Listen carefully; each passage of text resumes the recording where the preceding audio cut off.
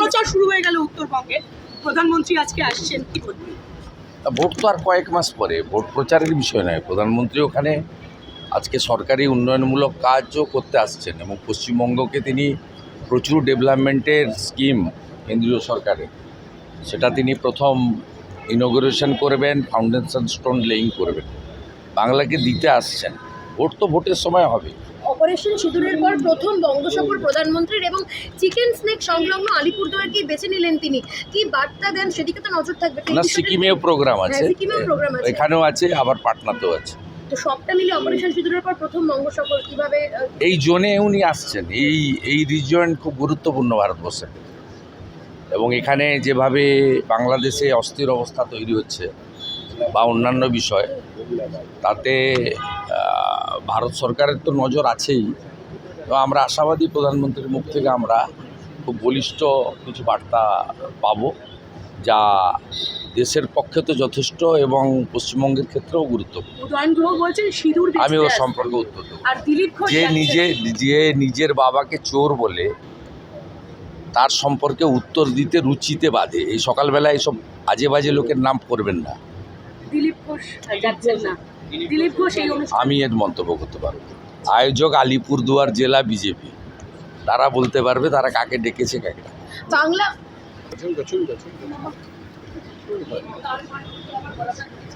জানানোর জন্য আপনাদের আজকে এখানে ডাকা হয়েছে হঠাৎ করে।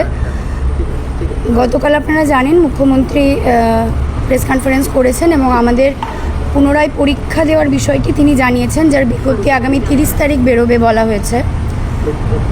আমরা আমাদের যোগ্য শিক্ষক শিক্ষিকা অধিকার মঞ্চের পক্ষ থেকে 2016 SLST প্যানেলের যোগ্য শিক্ষিকা কয়েকজন, 5 জন বা 6 জন, আগামীকাল মুখ্যমন্ত্রীর সঙ্গে দেখা করার আবেদন নিয়ে তাকে আমাদের কিছু দাবি দেওয়া জানানোর জন্য যাব। এই পরিকল্পনা এখনো পর্যন্ত ঠিক করা হয়েছে, কারণ যে পরীক্ষার কথা বলা হচ্ছে আজ প্রায় 10 বছর পর আমাদের পক্ষে সেটা দেওয়া সম্ভব কিনা সেটুকু একটু মাননীয়াকে আমরা বিচার করতে অনুরোধ করব। পরীক্ষা যখন দিয়েছিলাম আজ থেকে ঠিক প্রায় 10 বছর আগে 2016 ডিসেম্বরে, তখন আমাদের যে বয়স ছিল সেই বয়স আমাদের প্রত্যেকেরই প্রায় 9-10 বছর বেড়ে গেছে, প্রথমত। দ্বিতীয়ত, আমরা প্রত্যেকেই বৃহত্তর সামাজিক জীবনে প্রবেশ করেছি, প্রত্যেকেরই সংসার আছে, এবং বিশেষ করে আমাদের মেয়েদের মানে সংসার, শ্বশুরবাড়ি, বাচ্চা সামলে পড়াশোনা করাটা একটা চ্যালেঞ্জিং। আমি সম্ভব নয় বলছি না, ইটস টু চ্যালেঞ্জিং। তৃতীয়ত, আমাদের স্কুলেও যেতে হবে, যেহেতু আমরা অ্যাজ পার দ্য MA আমরা এক্সটেনশানে আছি, ডিসেম্বর পর্যন্ত আমাদের স্কুলও করতে হবে। আমি পার্সোনালি বলতে পারি, আমি যে স্কুলে আছি সেখানে প্রায় 3500-এর কাছাকাছি স্টুডেন্ট, 2টো মিডিয়াম, এবং আমি নিজে 2টো HS সেকশনের 2টো সাবজেক্টের 2টো মিডিয়ামেরই পুরো দায়িত্ব আমার ঘাড়ে। সেক্ষেত্রে স্কুল সামলে, সংসারের দায়িত্ব সামলে, সমস্ত কিছু সামলে নতুন করে 10 বছর পরে এই পরীক্ষাটা দেওয়া সম্ভব কিনা, এই প্রশ্নটা আমরা মাননীয়ার সামনে একবার তুলে ধরতে চাই। এই চাকরিতে জয়েন করার আগে আমাদের প্রত্যেকেই, বেশিরভাগ শিক্ষক শিক্ষিকায় অনেকগুলো অপশান আমরা ছেড়ে এসেছি, এবং ছেড়ে আসার কারণ শুধু লুক্রেটিভ স্যালারি নয়, কিন্তু আমরা এর থেকে বেশি স্যালারির চাকরিও অনেকে ছেড়ে এসেছেন। তারা শিক্ষকতাটাকে পেশা হিসেবে ভালোবেসে এবং পছন্দ করে ছেড়ে এসেছেন। সেখানে আমাদের 2016 SLSTর কমপ্লিটলি আনটেন্টেড ক্যান্ডিডেট টিচার যারা, যাদের নাম হাইকোর্টের সিঙ্গেল বেঞ্চের রায়ে নেই, যাদের নাম বাক কমিটির রিপোর্টে নেই, যাদের নাম CBI রিপোর্টে নেই, যাদের নাম as per the verdict of 3 April 2025 যাদেরকে টার্মিনেট করতে বলা হয়নি, যাদেরকে 12% হারে টাকা ফেরত দিতে বলা হয়নি, তৎসত্ত্বেও এতগুলো কন্ডিশন যেখানে আছে, তৎসত্ত্বেও কেন আমাদের আবার পরীক্ষা দিতে হবে, সেই প্রশ্নটুকু আমি উত্তর পেতে চাই। আমরা প্রত্যেকেই যারা পরীক্ষা দিতে বলা হচ্ছে, এই পরীক্ষা ব্যবস্থাটা আয়োজন করা হচ্ছে আমরা যারা যোগ্য বঞ্চিত তাদেরকে আবার সুযোগ করে দেওয়ার জন্য, কিন্তু 10 বছর পরে, প্রায় 10 বছর, পরীক্ষার পড়া আর টিচিং সিলেবাসের পড়া দুটোর মধ্যে পার্থক্য থাকে গ্রাউন্ড রিয়েলিটিতে দাঁড়িয়ে। আমরা ম্যাক্সিমাম স্কুলে যে পড়াই আমরা 11-12-এর সিলেবাস পড়াই, যারা 9-10-এর পরীক্ষা দেবে তাদের গ্র্যাজুয়েশন লেভেলের, যারা 11-12-এর পরীক্ষা দেবে তাদের মাস্টার্স লেভেলের সিলেবাস সম্পর্কে যথেষ্ট ওয়াকিবল থাকতে হবে। সেটার আমরা কিন্তু তার থেকে ডিট্যাচ, কেউ 10-12 বছর, কেউ তারও বেশি। এই মুহূর্তে দাঁড়িয়ে পুনরায় সম্ভব কি আমাদের পক্ষে নতুন করে আবার আগের মতো করে, আমি ধরে নিচ্ছি এন্ড অফ আগস্ট বা সেপ্টেম্বরের দিকে যদি পরীক্ষা হয়, কারণ যে সময় তিনি প্যানেল প্রকাশ করার বা জয়েনিং দেবেন এরকম প্রেস বিজ্ঞপ্তিতে জানিয়েছেন, অগস্ট এন্ড বা সেপ্টেম্বরের শুরুতে বা মাঝামাঝিও যদি পরীক্ষা হয়, এইটুকু টাইমে হোল সিলেবাস কমপ্লিট করে পরীক্ষা দেওয়া সত্যিই কি সম্ভব আমাদের পক্ষে? এটা সত্যি বোধহয় একবার ভেবে দেখা দরকার। নাহলে কিন্তু আমরা যাদের জন্য আয়োজন করা হচ্ছে পরীক্ষাটা, আমরা আবার বঞ্চিতই হব। আমার এইটুকুই বলার, আরও আছেন আমাদের ম্যাডামরা বলবেন। পরীক্ষা আমাদের যদি দিতে হয় বা এই নোটিফিকেশন, এই পরীক্ষাটা যদি বাধ্যতামূলক করেন, সুপ্রিম কোর্ট তো আরও বলেছেন যে অযোগ্যদের কোনো জায়গায় কোনো তারা পরীক্ষাই দিতে পারবে না। উনি তো ব্যাকডোর দিয়ে তাকে ঢোকানোর কথা আগের দিন বলে দিয়েছে। উনি বলেছেন ব্যাকডোর দিয়ে ঢোকানোর কথা, যে ওদেরকে অন্য দপ্তরে দেব। একজন যাদের বিরুদ্ধে দুর্নীতি মানে দুর্নীতির অংশীদার যাদেরকে বলা হয়েছে, তাদেরকে একজন রাজ্যের মুখ্যমন্ত্রী প্রকাশ্য বলছেন আমি অন্য দপ্তরে দেব। এটা বলতে পারেন কি একজন মুখ্যমন্ত্রী? আপনাদের কাছে প্রশ্ন থাকলো, বলতে পারেন কি যাদের বিরুদ্ধে যারা সাসপেক্টেড সিবিআই লিস্টে যাদের নাম আছে তাদেরকে বলছেন অন্য দপ্তরে দেব প্রকাশ্যে, আর আমাদের বলছে তোমরা সতের ছেলে, তোমরা পরীক্ষা দিয়েই আসতে হবে। তো পরীক্ষা দিয়ে আসতে হবে, তো তোমার কাজটা কোথায় এখানে? তোমাকেও পরীক্ষা দিয়ে আসতে হবে, তোমার নেতা মন্ত্রীদেরও পরীক্ষা দিয়ে আসতে হবে। আমরা ভোট করিয়েছি তাদের, আমরা ভুল ভোট করিয়েছি তাহলে? হ্যাঁ, আমরা ভুল ভোট করিয়েছি। আমরা প্রকাশ্য বলছি নির্বাচন কমিশন স্টেপ নিক, তাহলে ভুল ভোট করিয়েছি আমরা ভোটের দক্ষতা ছিলাম না, আমাদেরকে জোর করে ভোট করিয়ে নেওয়া হয়েছে।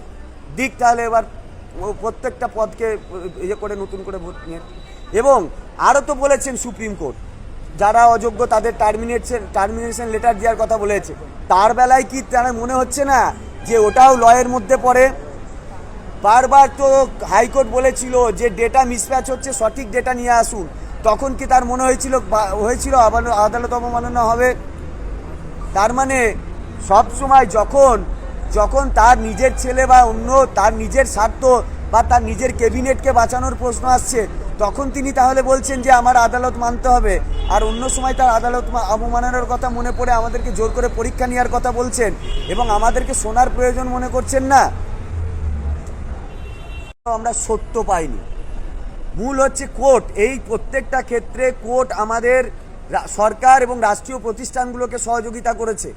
কোর্টের কাজ হচ্ছে অসহায়, মানে বিচারকের কাজ হচ্ছে অসহায় যারা মানে বঞ্চিত, যাদের উপর অন্যায় হয়েছে তাদের সহযোগিতা করে। কোর্ট তার দায়িত্ব পালন করতে পারেনি, মানে দুজন বিচারক সেই দায়িত্ব পালন করতে পারেনি, এটা অকপটেই আমরা বলছি। তার জন্য আমরা রিভিউয়ের আর্জি তো জানাচ্ছি। এবং সরকারের হাতে কোর্টই অস্ত্র তুলে দিয়েছে, একটা করাপ্টেড প্রতিষ্ঠানের হাতে পরীক্ষা দেওয়ার দায়িত্ব দিয়ে দিল, অথচ যাদের বিরুদ্ধে কোনো অ্যালিগেশন নেই তাদেরকে ভাসিয়ে দিল, তাদেরকেই শাস্তি দিল। কোর্ট তার মানে কার পক্ষে কাজ করলো? সরকারের কাউকে শাস্তি দিল? সিবিআই তো রিপোর্ট দিয়েছিল দুর্নীতি হয়েছে বলে, কাউকে শাস্তি দিয়েছে? তাহলে যারা দুর্নীতি করলো তারা শাস্তি পেল না, যাদের বিরুদ্ধে কোনো অ্যালিগেশন নেই, কোনো মানে কোনো রকম কোনো যাদের অপরাধ নেই তাদেরকে শাস্তি দিল। কার পক্ষে কাজ করলো কোর্ট? এই প্রশ্নটা আমার থাকলো। প্রশ্ন বিক্রি করে টাকা তোলা, এটা তো বাস্তব ঘটনা, বাস্তব সত্য ঘটনা। আবারও যে তুলবে না তার গ্যারান্টি তো সত্যিই নেই। এক দ্বিতীয় হচ্ছে এই করাপ্টেড প্রতিষ্ঠান যেখান থেকে ডেটা ডিলিট করার চেষ্টা হয়েছে, যেখান থেকে অবৈধভাবে চাকরি দেওয়ার জায়গা তৈরি হয়েছে এবং নেতা মন্ত্রীরা সবাই জড়িত আছে এখানে, তাহলে সেই প্রতিষ্ঠানের হাতেই আবার সুপ্রিম কোর্ট মানে দুজন জাজ তার হাতে পরীক্ষা নেওয়ার দায়িত্ব দিল। কি অদ্ভুত ব্যাপার। এবং এটার বিরোধিতা কোনো লয়ার করেনি, বিরুদ্ধ লয়ার কেউ করেননি, যে না ওদের সবাই নতুন করে পরীক্ষা নেওয়ার কথা বলেছেন এবং নিরপরাধীর চাকরি যাওয়ার কথাও সবাই মানে মাতম করেছেন, মানে আনন্দ পেয়েছেন। কিন্তু কেউ বলেননি যে এসএসসি এত দুর্নীতিগ্রস্ত, এই দুর্নীতি মানে কোর্টের মধ্যে সেই রাজা তোর কাপড় কোথায়, এই উলঙ্গ রাজার সেই শিশুর অভাব ছিল, হ্যাঁ, সর্বৈব অভাব ছিল। এবং আমরা বলছি তো, দণ্ডিতের সাথে দণ্ডদাতা কাঁধে যাবে, সর্বশ্রেষ্ঠ সে বিচারে বিচার হয়নি, ভুল বিচার, ভুল বিচার হয়েছে, ভুল অবজারভেশন। আমরা বলছি পরিষ্কার বলছি যে ভুল অবজারভেশন হয়েছে। কেন একটা করাপ্টেড প্রতিষ্ঠানকে সুযোগ দেওয়া হলো, অথচ যাদের বিরুদ্ধে কোনো অ্যালিগেশন নেই তাদেরকে বাদ দেওয়া হলো, এবং যে সিবিআইয়ের ডেটায় বড় বড় নেতামন্ত্রীকে জেলে ঢুকিয়ে দেওয়া হচ্ছে, সেই সিবিআইয়ের ডেটাটাকে পর্যন্ত মান্যতা দেওয়া হলো না। পুরোটাই অবিচার করব বলে করা হয়েছে আমাদের সঙ্গে। জটিলতা আছে, সেটা নিয়েও কেস হবে, অবশ্যই কেস হবে। পরীক্ষাটা মাঝখানে আবার ওবিসি মামলা আছে, সেটা নিয়েও একটা জটিলতা আছে। ফলে পরীক্ষা উনি যা ফরমান জারি করেছেন, সেই ফরমানের মধ্যেই ওনার বক্তব্যের মধ্যে এত অসঙ্গতি আছে, কালকে নোটিফিকেশান আসার পরেই দেখবেন অজস্র কেস হবে। পরীক্ষা তো উনি নিতেই পারবেন বলে আমার মনে হয় না। তার মানে এটাও একটা নাটকীয় অংশ, আর কিছু না। আমরা তো চাইছি যে দেশের প্রত্যেকটা নাগরিক, প্রধানমন্ত্রী, রাষ্ট্রপতি থেকে শুরু করে প্রত্যেকটা সাংসদ, বিধায়ক, প্রত্যেককেই আমাদের ব্যাপারে হস্তক্ষেপ করুন, কারণ আমাদের সঙ্গে জেনুইনলি অন্যায় হয়েছে এবং প্রত্যেককে দেখতে পাচ্ছি। এবং এটা হতে থাকলে ওই স্বাধীন ও নিরপেক্ষ বিচার বিভাগ, এই কনসেপ্টটা নষ্ট হয়ে যাবে। এবং বিশ্বাস করুন, আমি হলফ করে বলতে পারছি 15,403 জন শিক্ষক শিক্ষিকা যত দিন বেঁচে থাকবে, আর তাদের যদি এই রকম চাকরি হারা অবস্থায় থাকতে হয়, বিশ্বাস করুন কোনো দিন তারা স্বাধীন ও নিরপেক্ষ বিচার বিভাগ এই শব্দটা মানতে পারবে না, কোনো দিন মানতে পারবে না। ফাঁসির দড়িতে ঝুলিয়ে দিলেও মানতে পারবে না।